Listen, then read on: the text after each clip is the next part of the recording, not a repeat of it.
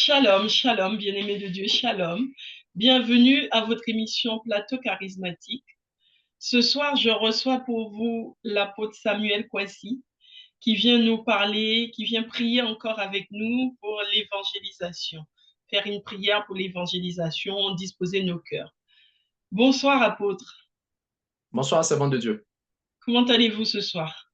Ça va, Dieu fait grâce et vous? Amen, amen. Dieu fait grâce. Il fait encore chaud, il fait encore beau ici. Donc, Amen. on profite, on continue à profiter de l'été. Ok, Amen. Dieu soit loué. Amen, amen. Bon. Eh bien, écoutez, on va prier pour se mettre en condition et que le Saint-Esprit soit au milieu de nous. Amen. Allons-y. Seigneur, nous te disons merci. On te Te dit, rendons grâce pour ce moment. Nous prions encore, Père, de nous assister. nous Nous sommes prions de nous édifier, d'édifier ton peuple, ta face. d'édifier ton Moi, peuple, d'édifier ton peuple, je te dois de d'édifier ta ton main, peuple, Seigneur, de au nous nom garder, puissant de de nous Jésus-Christ de Nazareth. Nous prions d'édifier ton peuple, bénir édifie ton peuple, enfants au qui nom sont puissant de Jésus-Christ de Nazareth, d'édifier ton peuple, d'édifier ton peuple, d'édifier ton peuple, du au vivant nom puissant par l'onction de sur Jésus-Christ de Nazareth, à nous. six noms, que toute la gloire te revienne, au nom de Jésus. Nous prions que la sémence Que de l'Éternel ta parole tombe dans des terres, dans la terre fertile, au nom de Jésus, pour la production. Amen. Amen. Donc, je disais, apôtre, ce soir, nous venons pour la prière sur l'évangélisation. Je vous laisse donc la parole. Merci, servant de Dieu. Que le Seigneur se souvienne de vous et se souvienne aussi de tous les auditeurs, tous les internautes, tous ceux qui suivent cette émission. Amen, amen. Nous rendons gloire au Seigneur. Alors, ce que j'aimerais partager, on va lire euh, un peu ce qui s'est passé dans la vie de Judas, l'apôtre Judas. Nous Mhm. allons voir que les choses, l'apôtre Judas qui a livré Jésus, voilà, qui a livré Jésus, on va voir que ce qu'il a fait avait été annoncé par le Saint-Esprit. Donc, on va voir un peu son exemple et voir que les choses avaient été annoncées par le Seigneur, donc par le Saint-Esprit. Mais voyons déjà dans Apocalypse, euh, l'intérêt aussi de cet enseignement de ce jour, c'est pour montrer que c'est pas le fait que Jésus nous a appelés qui veut dire que nous serons sauvés. Euh, ce pourquoi le Seigneur nous a choisis, nous, Église, si nous ne, si nous n'obéissons pas, nous ne serons pas sauvés. Mhm. Je parle là du paradis. Mhm. Alors, on va voir que Judas a été choisi. Judas a été choisi parmi, il figurait parmi les apôtres. Et donc, on va voir quand même donc, cet enseignement. Voilà, Apocalypse chapitre 21, le verset 14. Apocalypse chapitre 21, tu nous décris un peu le paradis, Mhm. donc appelé la Nouvelle Jérusalem, la Nouvelle Jérusalem, la ville sainte. Apocalypse chapitre, on va lire précisément le verset 14. Apocalypse chapitre 21, verset 14. Alors, je lis la parole de Dieu. La muraille de la ville avait 12 fondations qui portaient les noms des 12 apôtres de l'agneau. Ok, donc les 12 apôtres de l'agneau. Donc, nous comprenons ici qu'il y a 12 apôtres de l'agneau. On Mhm. sait que Jésus donc a d'abord choisi, il a choisi 12 apôtres. Donc, parmi les 12 apôtres figurait l'apôtre Judas, donc Judas Iscariote, qui a livré Jésus-Christ de Nazareth. Et lorsque Judas donc a été livré, voyons Luc chapitre 22, le verset 3. Luc chapitre 22, le verset 3. Alors, Luc 22, 3. Alors, je lis la parole de Dieu. Or, Satan entra dans Judas, surnommé l'Iscariote, qui faisait partie des 12. Donc, il faisait partie des 12. Donc, on parle de 12, on Amen. parle des 12 apôtres. Donc, la parole de Dieu dit que les fondements, la Jérusalem, donc la ville sainte, le paradis, a une muraille. Et donc, la muraille a 12 fondements. Et sur les 12 fondements, il avait le nom des 12 apôtres. Alors, lorsque Judas donc, a livré donc, Jésus-Christ de Nazareth, il a eu du remords, il s'est suicidé, donc il s'est pendu. Donc, Judas s'est pendu. Et lorsque Judas s'est pendu, il y a eu une autre personne qui a pris la place donc, de Judas. Donc, il n'y a pas eu 13 apôtres, il y a eu 12 apôtres. Donc, parlant des fondements, donc le nom des 12 apôtres de l'agneau qui sont sur les fondements, les 12 fondements de la muraille donc du paradis. Bon, est-ce que c'est Judas ou est-ce que Judas figure parmi ces 12 apôtres ou est-ce que c'est celui qui a pris la place de Judas donc qui figure parmi donc, les apôtres? Nous allons voir cela donc en détail. Nous allons voir que Judas n'a pas donc accompli sa mission. Judas n'a pas accompli sa mission. Euh, et donc on va lire cela. Mais le Saint-Esprit avait déjà annoncé cela. Je parle de l'œuvre donc du Saint-Esprit donc dans nos vies. Le Saint-Esprit avait déjà annoncé cela. Voyons donc Actes chapitre 1, le verset 15. Du verset 15 au verset 26. Actes chapitre 15, Actes chapitre 1, autant pour moi, du verset 15 au verset 26. Actes, le chapitre 1, du verset 15 au verset 26. Alors, je lis la parole de Dieu. À cette époque-là, Pierre se leva au milieu des disciples. Le nombre des personnes réunies était d'environ 120. Il dit, « Mes frères, il fallait que s'accomplisse l'Écriture, ce que le Saint-Esprit avait annoncé d'avance par la bouche de David au sujet de Judas, Amen. devenu... » Amen. Amen. Donc, ici, on voit que donc, le verset donc, 16 déjà nous montre Pierre, il s'appuie donc, sur donc, cette écriture, donc, au temps de David. Donc, il dit, le Saint-Esprit a révélé par la bouche de David, par la bouche de David, ce qui allait se passer avec Judas Iscariot, lui qui a livré Jésus. Donc, le Saint-Esprit avait déjà révélé cela. Le Saint-Esprit avait déjà parlé de cela. Le Saint-Esprit avait déjà mentionné cela par la bouche de David. Nous continuons. Alors, au sujet de Judas, devenu le guide de ceux qui ont arrêté Jésus. Il était l'un des nôtres et il avait part au même ministère. Cet homme a acheté un champ avec le salaire du crime. Il y est tombé en avant, s'est éventré et toutes ses entrailles sont sorties. Tous les habitants de Jérusalem l'ont appris. C'est pourquoi ce champ a été appelé dans leur langue Akeldama, c'est-à-dire le champ du sang.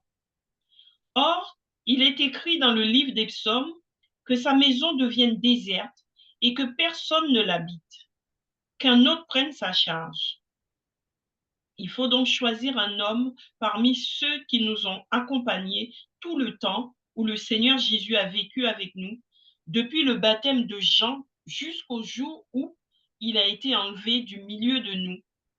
Il nous sera associé comme témoin de sa résurrection. Ils en présentèrent deux. Joseph, appelé Barsabas, surnommé Justus, et Matthias. Puis ils firent cette prière. Seigneur, toi qui connais le cœur de tous, désigne lequel de ces deux hommes tu as choisi pour prendre part à ce ministère et à cette charge d'apôtre que Judas a abandonné pour aller à la place qui est la sienne. Amen. Donc, Amen. ici, au verset 25, vous voyez que l'apôtre Pierre fait comprendre que Judas a abandonné, il a abandonné le postulat, donc l'apostolat. Il a abandonné. Quand on parle d'abandon, ça veut dire qu'on n'a pas accompli, on n'a pas fini. C'est pourquoi on a été choisi. Donc, on n'a pas fini, il a abandonné. Amen. Donc, on peut s'appuyer là-dessus pour dire que est-ce que Judas est sauvé? Est-ce qu'il n'est pas sauvé? Bon, il n'a pas accompli la mission. Et Luc 22, verset 3 fait comprendre que Satan est entré en Judas. Donc, Satan a possédé Judas. Et lorsque Judas a livré donc Jésus-Christ de Nazareth, donc il a reçu donc 30 pièces d'argent. C'est avec ces 30 pièces d'argent que le champ donc a été acheté, donc le champ du sang. Donc le champ du sang, donc appelé donc Akeldama. Alors, donc la parole de Dieu dit que la demeure donc de Judas en fait devienne déserte, donc que personne ne l'habite et que quelqu'un d'autre prenne sa charge. Donc, les apôtres, eux, ils savaient cela. Ils savaient cela, que parmi eux, quelqu'un donc allait livrer Jésus et tout cela. Donc, cela avait été déjà annoncé. Donc, il a livré Jésus. Donc, il fallait que quelqu'un prenne sa charge. Donc, c'est pourquoi Pierre a pris la parole devant les 18 qui étaient là. Donc, il faut trouver une personne, donc la personne qui va prendre la place, donc la charge de Judas, la responsabilité de Judas, ce qu'il devait accomplir. Donc, il n'a pas accompli, il a abandonné. Il faut qu'il y ait donc quelqu'un d'autre. Donc, quelqu'un qui a assisté, qui a été témoin de la résurrection donc, du Seigneur Jésus-Christ de Nazareth. Donc, il y avait deux qui ont été présentés. Donc, il y avait deux qui, je vais dire, qui remplissaient les critères. Donc, Justus et puis Matthias. Donc, ils ont prié, ils ont fait la prière, Seigneur, donc lequel de deux tu as choisi pour prendre la place. Donc, vous voyez qu'ils n'ont pas fait cela dans la chair. En fait, je suis en train de parler ici de l'action du Saint-Esprit pour l'évangélisation. Pour dire que c'est pas, on ne doit pas faire chose par hasard.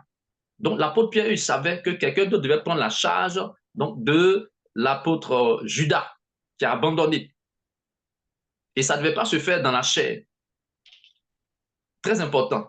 Dans l'Église même, le choix des responsables, c'est des choses très importantes. Le choix des responsables, on doit se laisser conduire par le Saint-Esprit. Et là encore, pour l'évangélisation, on doit se laisser conduire par le Saint-Esprit. C'est pourquoi le Seigneur a promis le Saint-Esprit.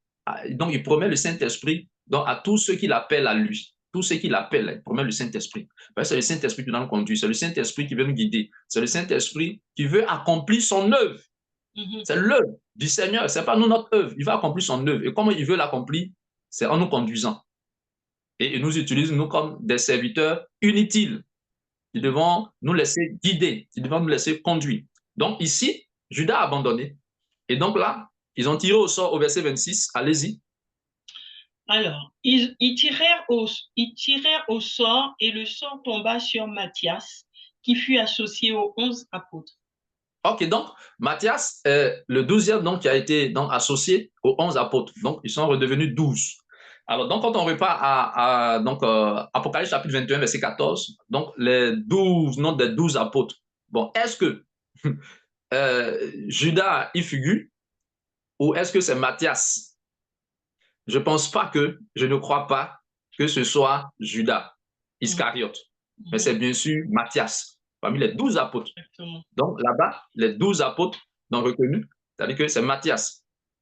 Parce que Judas a abandonné. Amen, amen. Judas a abandonné. Donc, quelqu'un que Satan a possédé. Bon, comment est-ce qu'il peut être sauvé? Donc, Satan l'a possédé. Il a livré le sang innocent. Alors, mais ce que j'aimerais, il y a beaucoup de polémiques là-dessus, mais ce que j'aimerais attirer l'attention donc des hommes, ce que l'apôtre Pierre donc a fait, il s'est levé donc au milieu des frères, il a pris la parole, il a commencé à parler. Non, il faut que quelqu'un d'autre prenne la charge donc de Judas. Dit cela était déjà écrit dans le livre de Psaumes. Donc cela a été annoncé par le Saint-Esprit, par la bouche de David, le roi David. Il a parlé de cela. Alléluia. Il dit le Saint-Esprit a parlé, le Saint-Esprit. Donc, en fait, nous devons nous laisser conduire. En fait, je parle de cela pour dire que nous devons nous laisser conduire dans l'évangélisation. Chacun doit se laisser conduire. Ce que Dieu a prévu, l'évangélisation que Dieu a prévu que chacun de nous donc fassions, il doit nous révéler cela. Il doit nous orienter. Alors, c'est pourquoi la parole dit que tout ce qui est né de Dieu, tout ce qui est né de Dieu triomphe du monde. Amen, et ici, tout ce qui est né de Dieu triomphe du monde. Triomphe du monde. Ça fait donc 1 Jean chapitre 5, le verset 4. Tout ce qui est né de Dieu triomphe du monde. Donc, leur choix ici est né de Dieu. Le choix du 12e apôtre, après que Judas soit mort, est né de Dieu. Parce qu'ils se sont basés sur la parole de Dieu, ils se sont basés sur l'Écriture, ils se sont basés sur la volonté de Dieu. Et deux qui remplissaient les critères devaient présenter ces deux encore au Seigneur. Lequel des deux là tu as choisi entre Matthias et puis Joseph, qui est donc appelé par Sabas et surnommé Justus. Lequel des deux? Dans leur prière, le choix a été porté sur Matthias. Amen. Amen, amen. Toute évangélisation aussi doit naître du Saint-Esprit. Toute évangélisation doit naître du Saint-Esprit. Amen. Donc, la direction du Saint-Esprit. Alors, lisons 1 Jean chapitre 5, verset 4. 1 Jean le chapitre 5, verset 4. Alors, 1 Jean 5, 4. Alors, je lis la parole de Dieu. Puisque tout ce qui est né de Dieu remporte la victoire contre le monde, et la victoire qui a triomphé du monde, c'est votre foi. Amen. Et la foi ici, donc la parole de Dieu que la victoire donc, qui triomphe du monde, là, c'est la foi. La foi. Mais cette foi qui est une action qui naît de Dieu, qui naît de ce que Dieu dit, qui naît de ce que le Saint-Esprit dit. Puisque Romains 10, verset 17 dit, la foi vient de ce qu'on entend, et ce qu'on entend vient de la parole du Christ, vient de la parole de Christ. Donc, Christ, ce que Christ dit, ce que Christ dit. Donc, le Saint-Esprit parle, le Saint-Esprit, donc il parle, le Saint-Esprit révèle. Donc, l'évangélisation doit naître du Saint-Esprit. Amen. Amen, amen. Dieu nous a choisis. Dieu nous a choisis, c'est pour sa volonté. Et cette volonté pour laquelle il nous a choisis, si nous ne l'accomplissons pas, est-ce que nous serons sauvés? Donc, question. Alors, Jean 15, verset 8, fait comprendre ceci. Jésus disait, il dit, si vous portez beaucoup de fruits,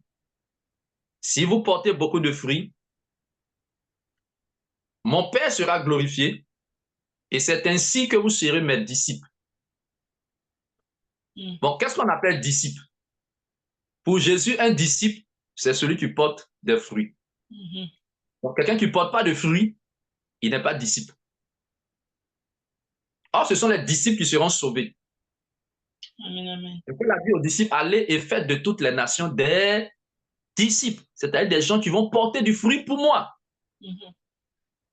Pas simplement des gens qui vont figurer, mais des gens qui vont porter du fruit pour moi.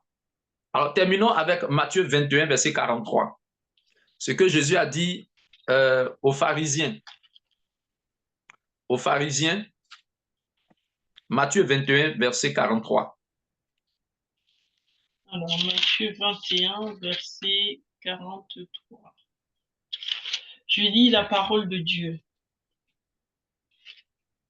C'est pourquoi je vous le dis, le royaume de Dieu vous sera enlevé et sera donné à un peuple qui en produira les fruits. Amen. Continuez, sautez, allez au verset 45.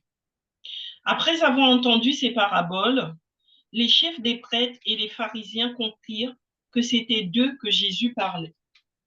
Amen. Donc, Amen. ils ont compris que Jésus parlait d'eux. Il dit, le royaume de Dieu vous sera enlevé. Donc, il dit que on peut perdre le salut si on ne fait pas ce pourquoi Dieu nous a choisis. L'évangélisation, porter du fruit. Donc, Jésus ici dit, donc, aux pharisiens, il dit aux pharisiens, donc il dit aux sacrificateurs, que le royaume, là, vous sera enlevé et sera donné à une nation pour qui en rendra les fruits. Donc, ce que Dieu a besoin, c'est qu'on rende des fruits. On porte du fruit. On se multiplie dans ce qu'il nous dira de faire par les orientations. Amen, amen. Donc c'est pareil pour nous aujourd'hui, l'Église.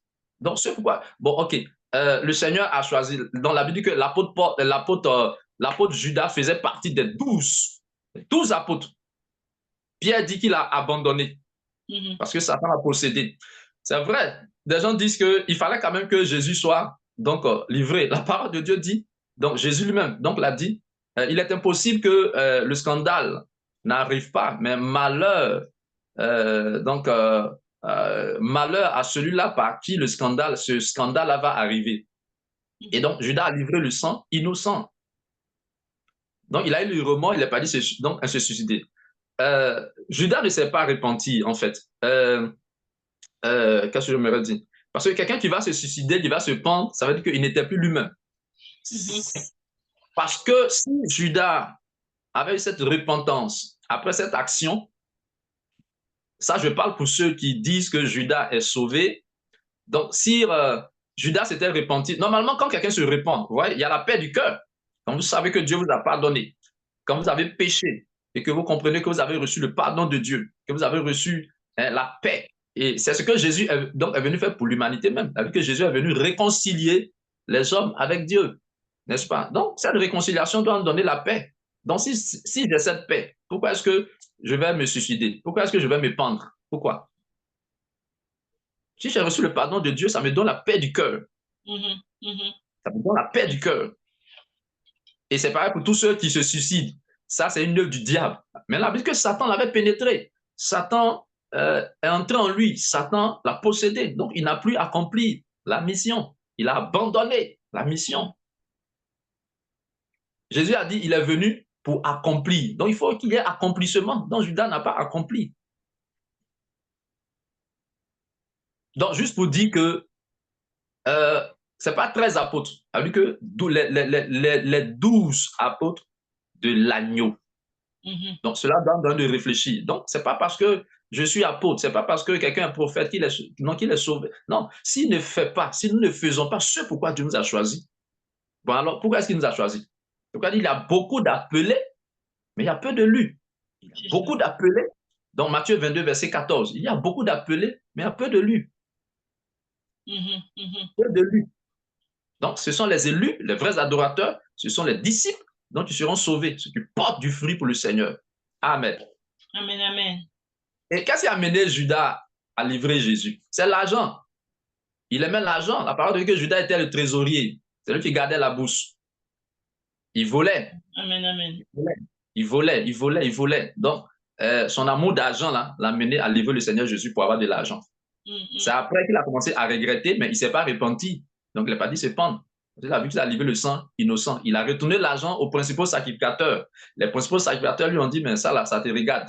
Voilà, ça te regarde. Et il est parti se pendre. Amen. Amen, amen. Donc, le salut, là, n'est pas un acquis. C'est une promesse.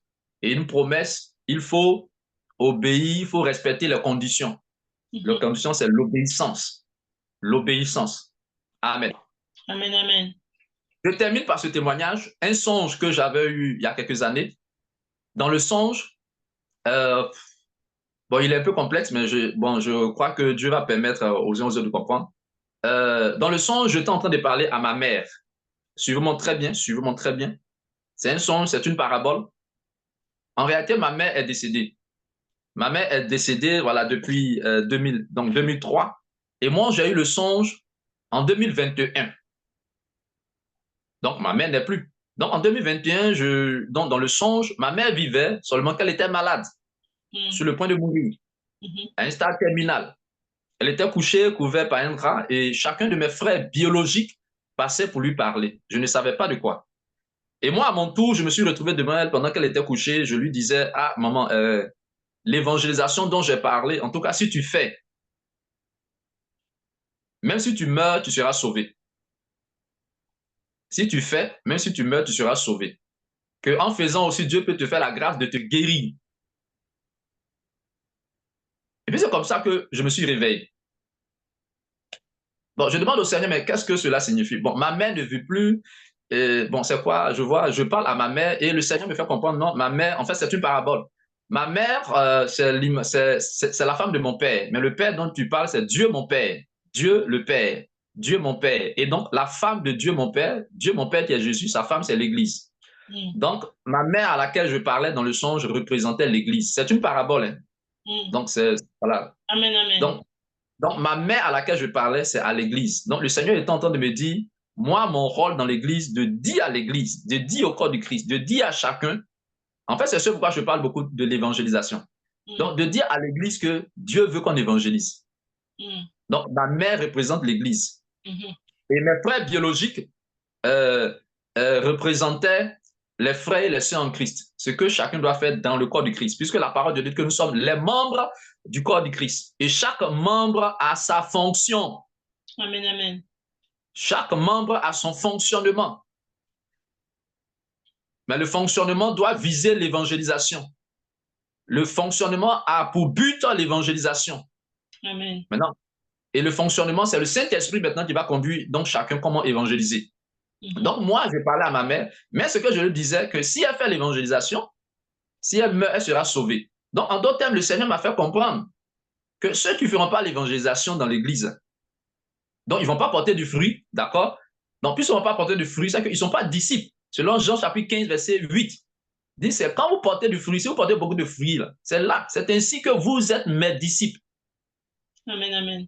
On reconnaît un disciple par ses fruits. Donc, quand il n'y a pas de fruits, c'est que tu n'es pas encore disciple. Amen. Donc, le Seigneur était en même temps en train de m'enseigner que si on n'évangélise pas, c'est une preuve qu'on ne sera pas sauvé. Donc, c'est un message. Donc, c'est ce message que le Seigneur me donnait en parabole. Donc, quand je viens, parce que la parole de Dieu confirme cela. Donc, quand on vient donc, sur la base donc, de l'Écriture, c'est ce que donc, nous recevons, sur quoi il nous a choisi. Bon, si on n'obéit pas, si on ne porte pas du fruit. Alors, souvenez-vous donc de cette parabole la parabole des talents. Matthieu chapitre 25, le verset 14 jusqu'au verset 31. Alors, celui qui avait reçu un talent, a vu qu'il n'a pas fructifié, donc il n'a pas porté du fruit. Voilà. Et quand il n'a pas porté de fruit, donc le maître a ordonné que on lui enlève donc son talent, parce qu'il a dit, on donnera à celui qui a et il sera dans l'abondance. Mais celui qui n'a pas, on lui arrachera même donc ce qu'il a. Donc celui qui a, c'est-à-dire celui qui a porté du fruit, le Seigneur va ajouter pour qu'il porte encore plus de fruits. Mais celui qui n'a pas eu de fruit, on va lui arracher ce qu'on lui a donné pour porter du fruit, mais il n'a pas porté du fruit.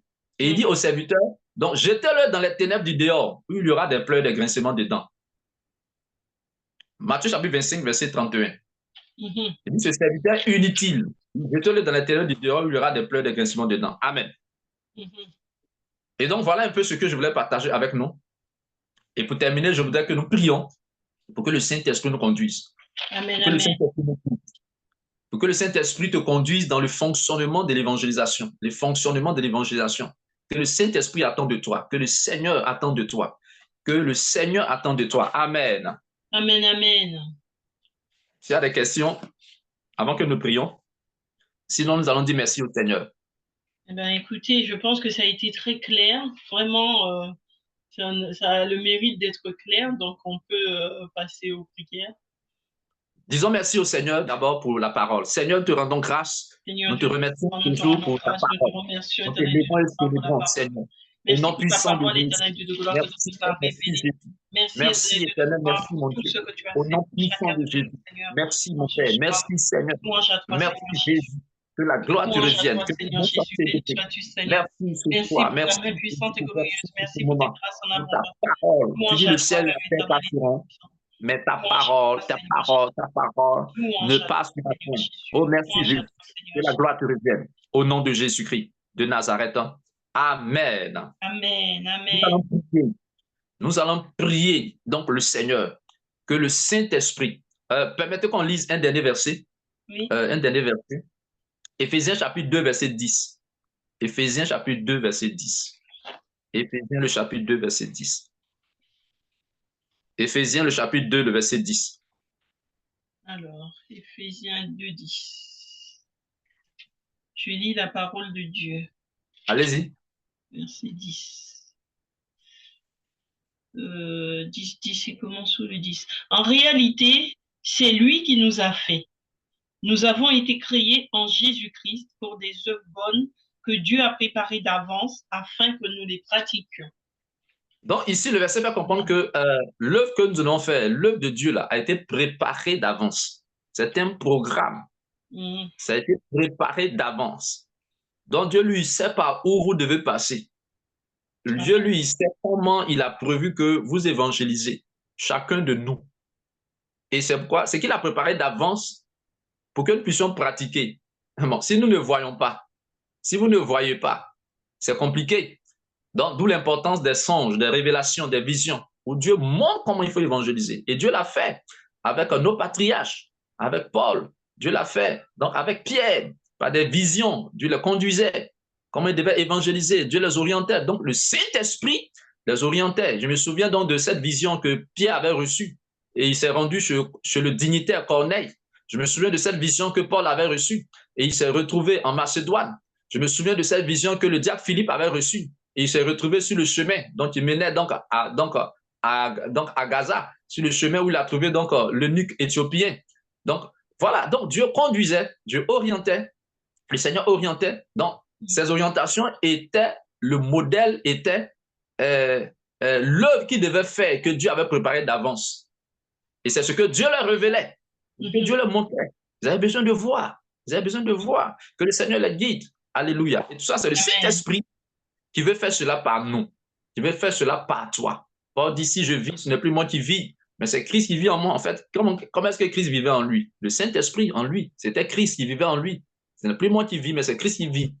Et celui qui vit, c'est lui qui doit me conduire, il doit me guider. Nous allons prier donc le Seigneur, que le Saint-Esprit inonde son peuple, que le Saint-Esprit guide, nous influence l'Église, ses serviteurs, dans le nom de Jésus, que nous conduise dans la moisson, dans l'évangélisation, dans sa volonté, dans le nom de Jésus. Nous voyons ainsi que Pierre, dans le cadre de l'évangélisation, pour choisir le 12e apôtre, qui allait prendre la place donc de Judas, il ne fallait pas faire cela par la chair, il fallait suivre les instructions du Seigneur.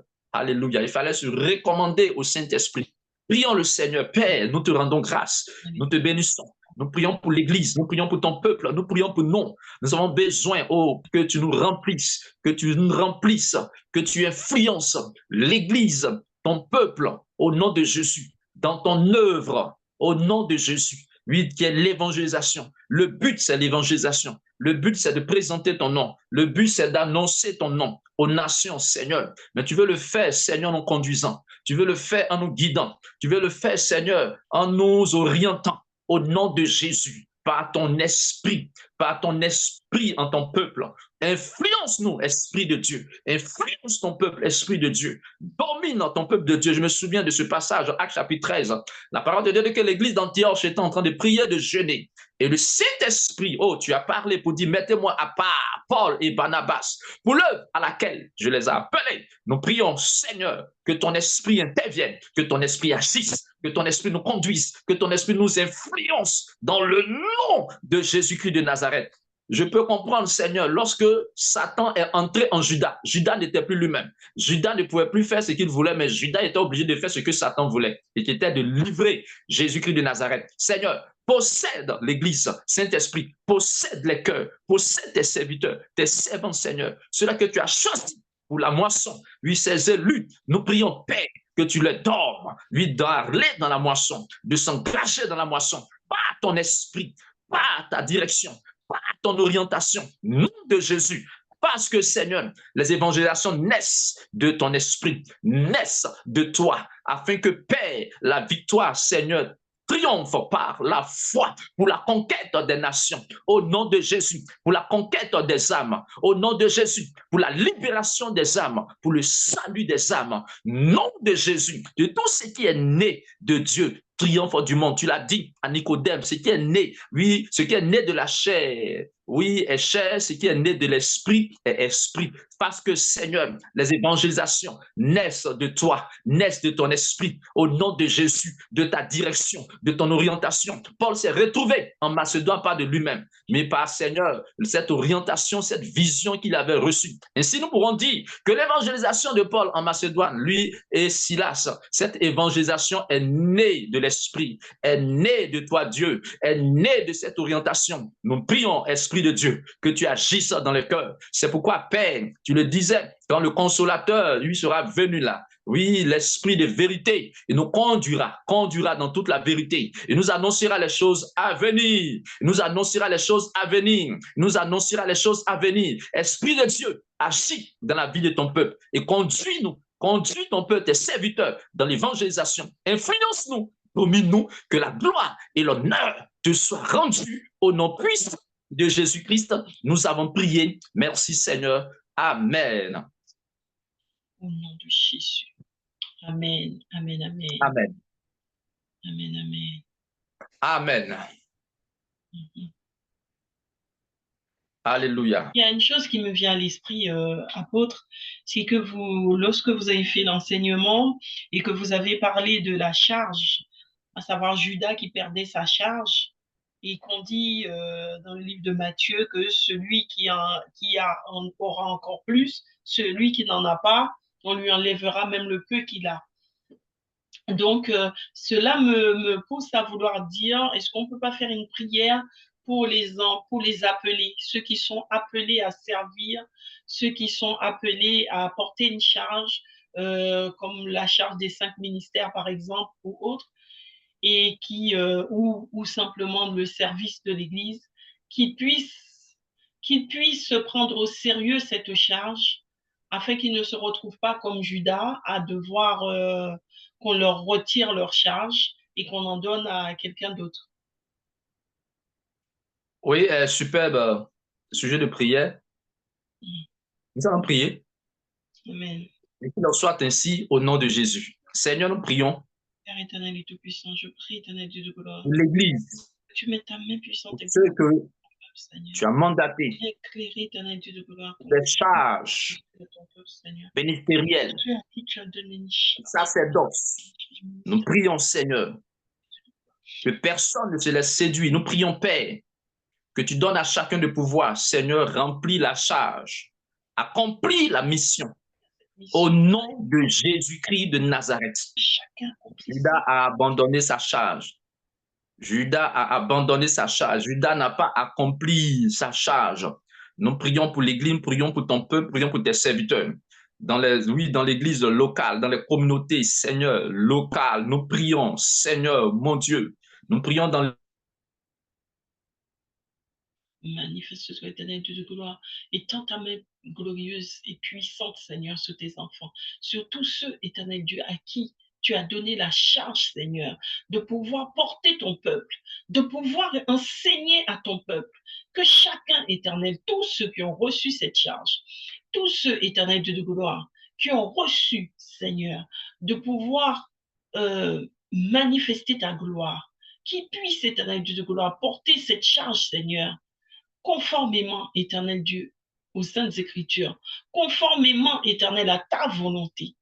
Seigneur, qu'ils ne fassent pas leur volonté, mais qu'ils fassent ta volonté.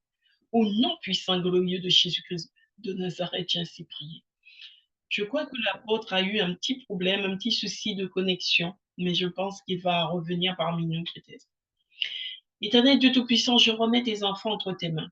Je remets tous ceux qui nous écoutent entre tes mains. Je remets tes serviteurs entre tes mains. Je remets, éternel Dieu, tes servantes entre tes mains. Je remets, éternel Dieu de gloire, tous ceux qui ont un ministère à mener entre tes mains. Viens bénir ton peuple, Seigneur. Viens bénir leur ministère, Seigneur. Viens accomplir ton œuvre en eux.